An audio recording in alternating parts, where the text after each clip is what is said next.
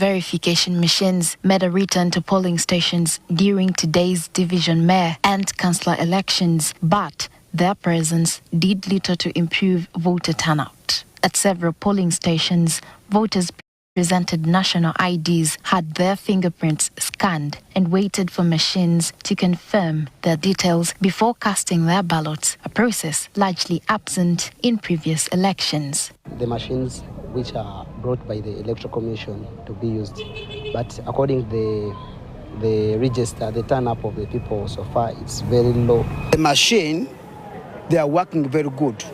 I don't know why the other time of president, the machine was not working.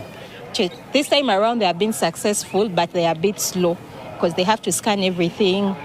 If you don't have a national ID, you can come and vote.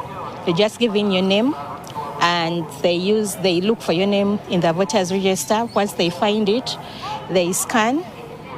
Once they scan it, you have to wait. You put your fingerprint. After putting your fingerprint, once it says successful, you have to wait for the ballot papers resume.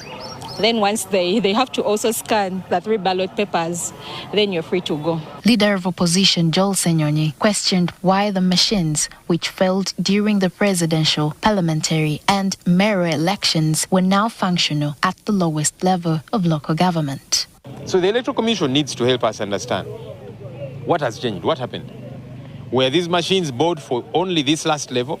Because billions of shillings were spent to purchase these machines, to get the people who will operate them, to train them, to integrate the ballot papers with the machines. Plenty of money.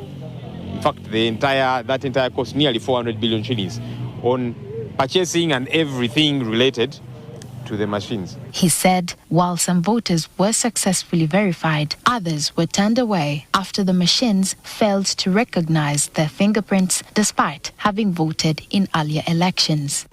As you can see, now they're using the machines. In some cases, they're failing to work. I gave them my national ID. They scanned and then it indicated an error. So I waited to see what they were going to do. There is 3 voters on this very polling station where I vote from who came. They voted at the presidential level, Lord Mayor, and this time around they came to vote. The machine failed to read their IDs. The machine failed to recognize their thumbprint and so on. And so they were turned away. Now, the confusion about that is you have not had uniformity across because these people voted in the past 2 electoral days. Now, on this other electoral day, you're telling them the machine, which we are using today, has failed to read you, so you will not vote.